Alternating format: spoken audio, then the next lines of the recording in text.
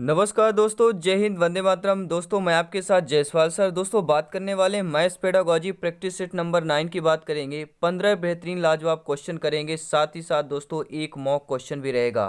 तो ये सेशन, ये क्लास बहुत ही इंपॉर्टेंट है। तो सभी प्यारे मित्रों का, हर एक भाई बहन जिसका सपना अध्यापक अध्यापिका बनना, गृहिणी का वेलकम, अभिनंदन करते हैं दोस्तों। पावर्ड बाई शिक्षा ही प्रकाश है। पहला प्रश्न आपकी स्क्रीन पर है। सभी प्यारे मित्र कमेंट के माध्यम से बताएंगे आज की इस प्रैक्टिस सेट में 15 में से आपका स्कोर क्या है, कमेंट बॉक्स में बताना है। तो पहला प्रश्न आपकी स्क्रीन पर आप लोग देख पा रहे हैं कि एक अच्छा गणितज्ञ होने के लिए आपके, मान लीजिए आपकी नियुक्ति होती है, अगर आपको एक अच्छा गणितज्ञ बनना हो तो उसके लिए जो है सवालों के उत्तर देने की तकनीक में निपुणता, या अधिकतर सूत्रों को याद करना, या बहुत जल्दी सवालों को हल करना, ये सभी अवधारणाओं को समझना, लागू करना और उनमें संबंध बनाना होगा। कौन सा ऑप्शन सही होगा, फटाफट नीचे कमेंट बॉक्स में सभी प्यारे मित्र कमेंट करेंगे कि एक अच्छा गणितज्ञ होने के लिए आपके लिए क्या जरूरी है। अगर आप एक अच्छा गणितज्ञ बनना चाहते हैं, गणितज्ञनी बनना चाहती हैं, तो सभी अवधारणाओं को समझना और लागू करना, उसमें संबंध बनाना बहुत जरूरी है। तो आपका यहाँ पे डी ऑप्शन सही हो जाएगा। अब देखते हैं दोस्तों, अगला प्रश्न है, प्यारा सा प्रश्न है।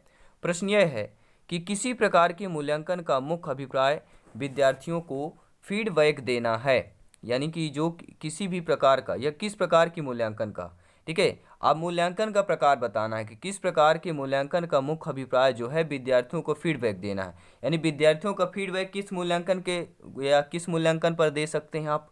रचनात्मक मूल्यांकन में, निदानात्मक मूल्यांकन में, ठीक है, सारांशात्मक मूल्यांकन में, या भविष्यात्मक मूल्यांकन में। तो देखिए हमें फीडबैक देखना है, ठीक है। अभिप्राय जो है विद्यार्थियों का फीडबैक है, तो वह मूल्यांकन का प्रकार कौन सा हो जाएगा, रचनात्मक मूल्यांकन कहलाएगा। रचनात्मक मूल्यांकन का मुख्य अभिप्राय क्या होता है, विद्यार्थियों का फीडबैक देना। तो आपका जो ओपिनियन, आपका फीडबैक जो होगा वह ए ऑप्शन होगा, रचनात्मक मूल्यांकन होगा। क्योंकि दोस्तों आप लोग जानते हैं कि रचनात्मक मूल्यांकन से तात्पर्य यह है कि किसी शैक्षिक कार्यक्रम, योजना, प्रक्रिया आदि में मूल्यांकन करके सुधार किया जाए। रचनात्मक मूल्यांकन में किसी भी, या किसी शैक्षिक कार्यक्रम या किसी योजना की गुणवत्ता और उसकी उपयोगिता का आकलन किया जाता है, और जिससे उसको और अधिक उपयोगी और प्रभावशाली बनाया जा सके। आई होप आप लोग समझ पा रहे हैं। सभी प्यारे मित्रों का वेलकम, अभिनंदन है आपके अपने परिवार आवर फैमिली पे। सभी प्यारे मित्र, उम्मीद यही है कि आई होप सभी प्यारे मित्र वीडियो को लाइक अवश्य कर लिया होगा। अगला प्रश्न देखते हैं दोस्तों, स्क्रीन पर है कि गणित के अधिगम के प्रति शिक्षार्थी की संवेदना क्या होती है। गणित के अधिगम यानी गणित के सीखने के प्रति जो है शिक्षार्थियों की संवेदना क्या होती है, या संवेदनशीलता जागृत करने के लिए प्रभावी उपाय क्या होंगे। सभी लोग कमेंट करेंगे, फीडबैक करेंगे कि गणित के अधिगम के प्रति शिक्षार्थी की संवेदनशीलता जागृत करने के लिए प्रभावी उपाय क्या होगा। विषम सामग्री को शिक्षार्थी के अनुभव के क्षेत्र में संबंधित करना, जो पढ़ाया जाना है उससे संबंधित प्राप्त पूर्व ज्ञान की जांच करना, या शिक्षार्थियों की अवधारणाओं के अनुप्रयोगों से अवगत कराना, जिनमें दैनिक जीवन की स्थितियों से संबंधित अनुप्रयोगों का जो है अधिक प्राथमिकता दी जाए, या उपरोक्त सभी। सभी लोग कमेंट करेंगे, फीडबैक करेंगे सभी प्यारे मित्र। दोस्तों गणित सीखने के प्रति जो शिक्षार्थियों में, विद्यार्थियों में, बालक बालिकाओं में संवेदनशीलता जागृत करने का प्रभावी उपाय होता है, वह उपाय यह भी है कि विषम सामग्री को शिक्षार्थियों के अनुभव के क्षेत्र में संबंधित करना, जो पढ़ाना जाना है उससे संबंधित प्राप्त पूर्व ज्ञान की जांच करना, या शिक्षार्थियों की अवधारणाओं को अनुप्रयोगों से अवगत कराना, जिनमें दैनिक जीवन की स्थितियों से संबंधित अनुप्रयोगों को अधिक प्राथमिकता दी जाए। तो आपका जो ओपिनियन, आपका फीडबैक डी ऑप्शन हो गया, अर्थात उपरोक्त सभी प्रभावी उपाय कहलाएंगे। अगला प्रश्न देख रहे हैं दोस्तों, सभी प्यारे मित्र कमेंट करेंगे, फीडबैक करेंगे, सहयोग करेंगे। एक शिक्षक को विषय बेलन तथा शंकु के आयतन और पृष्ठीय क्षेत्रफल पढ़ाना है, तो शिक्षण कौशल प्राप्त उद्देश्य होगा। सभी प्यारे मित्र, मेरे सभी शिक्षक भाई बहन से कहना चाहता हूं, आप लोगों की नियुक्ति होती, आप अध्यापक अध्यापिका बनते हैं और अपने विषय को क्या करते हैं, जाते हैं कक्षा में और एक विषय है कि बेलन और शंकु के आयतन और पृष्ठीय क्षेत्रफल आपको पढ़ाना है, तो शिक्षण का कौशल जो है, या शिक्षण का कौशल प्राप्त उद्देश्य क्या होगा, यानी शिक्षण का जो कौशल है वह प्राप्त उद्देश्य हमारा, शिक्षार्थी एक बेलन और एक शंकु के अभिलक्षणों में भेद कर पाएगा, या शिक्षार्थियों का एक बेलन एक शंकु की आकृति बना पाएगा, शिक्षार्थी बेलन शंकु के आयतन और पृष्ठीय क्षेत्रफल परिकलित करने के सूत्रों का प्रत्यास्मरण कर पाएगा, या आपका डी ऑप्शन कहेंगे कि शिक्षार्थी शंकु की ऊंचाई ज्ञात कर पाएगा जबकि यह शंकु किसी बेलन को पिघलाकर प्राप्त किया गया हो। सभी लोग कमेंट करेंगे। दोस्तों प्रश्न को एक बार रिपीट करूंगा, इसको डिटेल के साथ समझाने की कोशिश करूंगा कि जब आपकी नियुक्ति होती है, आप जाते हैं तो देखिए बेलन और शंकु का आयतन और पृष्ठीय क्षेत्रफल आपको पढ़ाना है। तो ये पढ़ाना जो है, ये शिक्षण जब कराएंगे तो ये प्राप्त जो इस कौशल का उद्देश्य क्या होगा, आप किस लिए आप बेलन शंकु का आयतन पढ़ाने पृष्ठीय क्षेत्रफल का जा रहे हैं बच्चों में, आपका भी उद्देश्य होगा। तो इस शिक्षण का जो पढ़ा रहे हैं इसका जो उद्देश्य होगा वह कौन सा होगा, तो इसका जो उद्देश्य होगा दोस्तों, वह उद्देश्य हमारा यह होगा कि शिक्षार्थी एक बेलन और शंकु की आकृति बना पाए।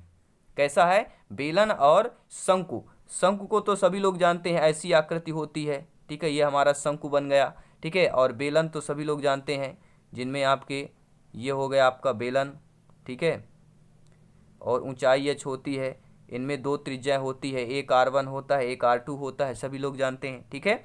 आई होप आप लोग समझ पाए होंगे। अब देखते हैं दोस्तों अगला प्रश्न, क्योंकि दोस्तों हम प्राथमिक स्तर की बात कर रहे हैं, तो प्राथमिक स्तर में ये सारी चीज़ें पढ़ाना, क्षेत्रफल पढ़ाना, मतलब यही है कि विद्यार्थियों में क्या हो जाए दोस्तों, केवल आकृति बना पाएँ, ठीक है। क्योंकि हम प्राथमिक स्तर पे इतना उतना ज्ञान नहीं होता, वो समझ जाएं कि ये बेलन है या शंकु है, उनकी आकृति बना पाएँ, तो यह आपका उद्देश्य होना चाहिए। तो बी ऑप्शन सही हो जाएगा। अगला प्रश्न है कि सामान्यतः गणित सीखना कठिन है। अगर सामान्यतः नॉर्मल में देखा जाए तो सभी हमारे दिमाग में, आपके दिमाग में, सबके दिमाग में होता है कि गणित सीखना कठिन है, ठीक है। क्यों होता है दोस्तों, क्योंकि इसकी प्रकृति मूलतः अमूर्त रूप में है, बच्चे इसे पढ़ना नहीं चाहते हैं, शिक्षण पद्धति त्रुटिपूर्ण है, या गणित के पीछे शिक्षक उपलब्ध नहीं है। सभी लोग कमेंट करेंगे, फीडबैक करेंगे, आपको ओपिनियन, आपका फीडबैक सम्मान है। सभी प्यारे मित्र, सभी भावी अध्यापक अध्यापिकाएं, जायसवाल सर, सभी आप भावी अध्यापक अध्यापिकाओं को नमन करते हैं दोस्तों। और इस प्रश्न का जवाब आई थिंक आप सभी लोग दे चुके होंगे अभी तक। समानतः गणित सीखना कठिन है क्योंकि इसकी प्रकृति जो मूलतः होती है अमूर्त रूप में होती है। किस रूप में होती है दोस्तों, अमूर्त रूप में होती है। और अगला प्रश्न है कि बच्चे में गोलाई की अवधारणा धीरे धीरे विकसित होती है। हम देखते हैं बच्चों में जो है गोलाई की अवधारणा जो होती है वह धीरे धीरे विकसित होती है, ठीक है। विशिष्टीकरण से, मूर्त से अमूर्त, मूर्त से अमूर्त से, या आपका व्यापीकरण से, या इनमें से कोई नहीं। तो बच्चे में जो है गोलाई की अवधारणा धीरे धीरे विकसित होती है। क्यों होती है दोस्तों, इसका रीजन है यही है कि मूर्त से अमूर्त की ओर। मूर्त मतलब क्या होता है, जानना। अमूर्त मतलब क्या होता है, बहुत, जो ना जानना हो। अमूर्तता की बात करते हैं यानी बहुत गहराई की बात करें। तो गोलाई की अवधारणा धीरे धीरे विकसित होती है बच्चों में, क्या होती है, मूर्त से अमूर्त की ओर विकसित होती है। अब देखते हैं दोस्तों अगला प्रश्न है कि अमूर्त जो है गणित के अधिगम का प्रथम चरण प्रारंभ होता है। जो अमूर्तता होती है तो गणित के अधिगम यानी सीखने में प्रथम चरण जो है प्रारंभ होता है प्राथमिक स्तर से, माध्यमिक स्तर से, उच्च माध्यमिक स्तर से, या इनमें से कोई नहीं। तो आप सभी लोग भावी अध्यापक अध्यापिकाएं अच्छी तरह से जानते हैं, समझते हैं कि अमूर्त गणित के अधिगम का प्रथम चरण जो प्रारंभ होता है वह आपके प्रारंभिक स्तर से ही प्रारंभ हो जाता है। आपका दोस्तों पहला ऑप्शन सही हो जाएगा। अगला प्रश्न है प्यारे मित्रों कि छोटे बच्चों में गणितीय विचार निम्न क्रम से विकसित किया जा सकता है। जो छोटे बच्चे होते हैं उनमें जो गणितीय विचार जो है क्रम से विकसित किए जा सकते हैं। किस क्रम से विकसित करेंगे, पहले चित्र, फिर संकेत, फिर ठोस वस्तु, संकेत चित्र ठोस वस्तु, ठोस वस्तुएं चित्र संकेत, या ठोस वस्तु संकेत चित्र। तो सभी लोग पहले देखें, चित्र है तो कोई भी ठोस वस्तु आप देखेंगे, कोई भी एक ठोस वस्तु बनाएंगे। फिर क्या होगा, तो गणितीय विचार को समझाना है बच्चे में, छोटे बच्चों को ध्यान देना है। तो पहले क्या करें, कोई ठोस वस्तु देखेंगे, फिर आ गया चित्र, फिर संकेत के माध्यम से, ठीक है। तो ठोस वस्तुएं, चित्र और संकेत, आपका सी ऑप्शन सही हो जाएगा। अगला प्रश्न देख लेते हैं कि कक्षा में बच्चों के मूल्यांकन का उद्देश्य क्या होता है। आप सभी लोग भावी अध्यापक अध्यापिकाएं, आप लोग जानते हैं जब कक्षा में आप लोग मूल्यांकन करते हैं बच्चों का तो आपका मुख्य उद्देश्य क्या होता है, बच्चों का आत्मविश्वास बढ़े, बच्चों के तुलनात्मक प्रवीणता की जानकारी शिक्षक को प्राप्त हो, बच्चों को विषय ज्ञान में समझ बढ़े, या बच्चे जो है कक्षा में नियमित रहें। देखिए मूल्यांकन आप करते हैं, आप शिक्षक हैं, आप अध्यापक अध्यापिका बनने जा रहे हैं, मूल्यांकन आप करते हैं बच्चों का। क्यों करते हैं, इसका उद्देश्य होता है कि बच्चों के तुलनात्मक प्रवीणता की जानकारी आपको हो। मूल्यांकन करेंगे तभी तो आपके बच्चे का पता चल पाएगा कि बच्चे का कितना ज्ञान है, कहाँ रुक रहा है बच्चा, कहाँ गलती कर रहा है, किसको कितना पढ़ाना है, ठीक है, कहाँ इसको जोर देना है, किस पर फोकस करना है। तो बच्चे के तुलनात्मक प्रवीणता की जानकारी आपको होना चाहिए, यानी शिक्षक को होना चाहिए, ठीक है। क्योंकि दोस्तों यह जांचना कि बच्चों में कुशलताएं, योग्यताएं आदि को कितना ग्रहण किया है, बालकों की सभी कठिनाइयों का निर्धारण करने तथा दोषों को जानना, उपचारात्मक शिक्षण प्रदान करना बालकों की चहुमुखी विकास को निरंतर गति प्रदान करता है, इसलिए यह बहुत ही जरूरी है। अगला प्रश्न देखेंगे सभी प्यारे मित्र।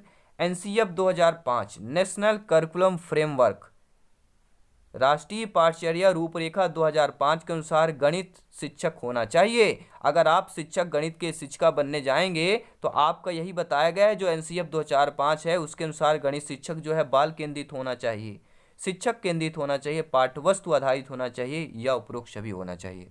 अब आपका कमेंट फीडबैक सरमान है, आइए देखते हैं आपका कमेंट फीडबैक क्या कहता है कि एनसीएफ 2005 के अनुसार गणित शिक्षक कैसा होना चाहिए। प्यारे मित्रों, बाल केंद्रित होना चाहिए, क्योंकि आप शिक्षक किस लिए हैं, बच्चों को पढ़ाने के लिए है, तो गणित का शिक्षक बाल केंद्रित होना चाहिए। पहला ऑप्शन सही हो जाएगा। अगला प्रश्न देखेंगे प्यारे मित्र, सभी प्यारे मित्र सहयोग कर देंगे। आपका अपना परिवार है, अवर फैमिली है, जब आप लोगों का सपोर्ट मिलता है, बहुत ही बहुत धन्यवाद दोस्तों।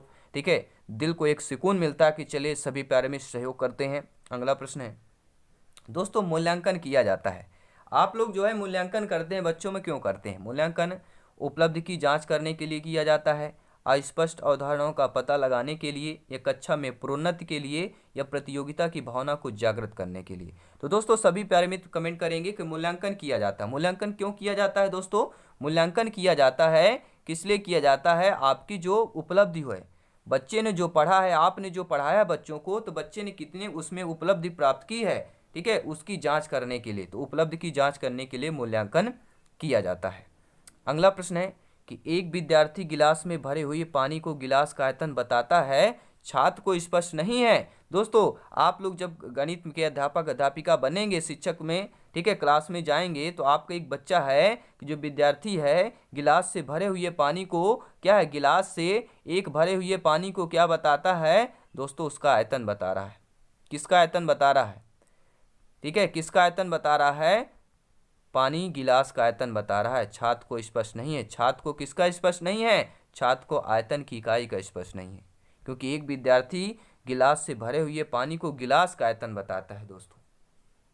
ठीक है, तो छात्र को क्या स्पष्ट नहीं है? देखिए यहाँ पे सूत्र बता नहीं सकते, क्योंकि सूत्र तो दिया नहीं आपका आयतन से संबंधित। तो एक विद्यार्थी गिलास में भरे हुए पानी को गिलास का आयतन बताता है, छात्र को स्पष्ट नहीं है, आयतन की इकाई का स्पष्ट नहीं है कि आयतन किसको बोलते हैं। ठीक है, क्योंकि आपका डी ऑप्शन सही हो जाएगा। अब देखते हैं दोस्तों अगला प्रश्न। गणित ज्ञान का निश्चित तथा ठोस आधार होता है, यह कथन गणित की किस प्रकृति की ओर इंगित करता है? तो दोस्तों गणित जो है ज्ञान का निश्चित तथा ठोस आधार होता है, यह कथन गणित की किस प्रकृति की ओर इंगित करता है? कठिन, अलंकारिक, तार्किक, आलोचनात्मक। तो सभी प्यारे मित्र जानते हैं कि गणित का ज्ञान निश्चित तथा ठोस आधार होता है, यह हमारा तार्किक रूप में है। गणित कैसी होती? तार्किक में होती है, इसीलिए इसका निश्चित तथा ठोस आधार होता है। दो प्रश्न और हैं इंपॉर्टेंट, देख लेते हैं। गणित शिक्षण का मुख्य उद्देश्य क्या होता है? सवाल हल करने की क्षमता का विकास करना, सूत्र याद करने की क्षमता का विकास करना, तार्किक ढंग से सोचने की क्षमता का विकास करना, या समस्याओं के हल करने की क्षमता का विकास करना। तो गणित यानी हल, ये समझ लीजिएगा। गणित यानी कि सवाल में दिया रहता है सॉल्यूशन यानी कि हल करना। तो गणित शिक्षण का मुख्य उद्देश्य यही होता है कि समस्याओं को हल करने की बच्चों में क्षमता होनी चाहिए। अगर समस्या आ रही है हल करने में, तो वो बच्चा सक्षम हो कि उस समस्या को हल कर सके। तो डी ऑप्शन आपका सही हो जाएगा। और एक प्रश्न है दोस्तों, यंग के अनुसार यह कथन है, बहुत बार पूछा जाता है कि यदि विज्ञान का आधार स्तंभ गणित हटा दिया जाए तो संपूर्ण भौतिक सभ्यता निस्संदेह नष्ट हो जाएगी। किसी ने सच कहा है कि विज्ञान उस सीमा तक ही सत्य है जहाँ तक कि उसमें गणित का उपयोग हुआ है। यह किसका कथन है? यंग का कथन है, यंग का स्टेटमेंट है। ये 15वां क्वेश्चन देखिए, नोट करिए सभी प्यारे मित्र, और एक अगला मॉक क्वेश्चन भी देखेंगे, सभी प्यारे मित्र कमेंट करेंगे। तो दोस्तों किसी त्रिभुज के लिए निम्न में से कौन सा कथन सत्य है? त्रिभुज के लिए कथन सत्य बताना है कि समस्त कोण सदैव न्यून कोण होते हैं, एक कोण सदैव सम कोण होता है, एक कोण सदैव अधिक कोण होता है, या एक कोण सदैव न्यून कोण होता है। तो त्रिभुज की एक विशेषता है दोस्तों, अगर आपका कोई भी त्रिभुज है उसमें एक विशेषता है, एक आपका उसमें न्यून कोण अवश्य होगा। सभी प्यारे मित्र कमेंट करेंगे, एक कोण सदैव जो है न्यून कोण होता है आपके त्रिभुज में। तो यह कथन आपका सत्य है, डी ऑप्शन सही हो जाएगा। और ये है आपका मॉक क्वेश्चन, सभी लोगों को कमेंट के माध्यम से बताना है इसका जवाब क्या आएगा।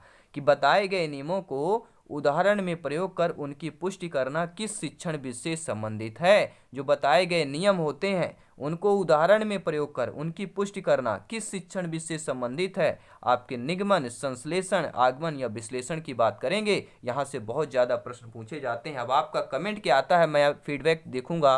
सभी प्यारे मित्र कमेंट करेंगे। हर एक भाई बहन, हर शिक्षक बंधु का कमेंट यहाँ पे रीड किया जाता है, क्योंकि सिलेक्शन यहाँ पे सर्वोपरि है। नोट्स PDF फाइल पाने के लिए टेलीग्राम से जरूर जुड़ें दोस्तों, ठीक है। अभी थोड़े PDF नहीं मिल पा रहे हैं, कुछ टेक्निकल प्रॉब्लम की वजह से है। जल्दी जल्द कुछ इसकी व्यवस्था की जा रही है दोस्तों, ठीक है। आप लोग सहयोग करते जाएं। आगे आने वाले दिनों में इससे भी बेटर आपकी क्लासेज होंगी, बेटर एक्सपीरियंस भी मिलेगा आपको। साथ ही साथ नोट्स, PDF फाइल सब कुछ आपको फ्री में प्रोवाइड कराई जाएगी, ठीक है दोस्तों। तो आप लोग सहयोग करते रहें और इंस्टाग्राम में जरूर फॉलो करें Jaiswal sir, Jaiswal coaching centre को। लिंक आपको डिस्क्रिप्शन में मिल जाएगी। तो दोस्तों हमेशा हंसते रहिए, मुस्कुराते रहिए। धन्यवाद सभी का, मिलते हैं जल्दी नेक्स्ट क्लास पर।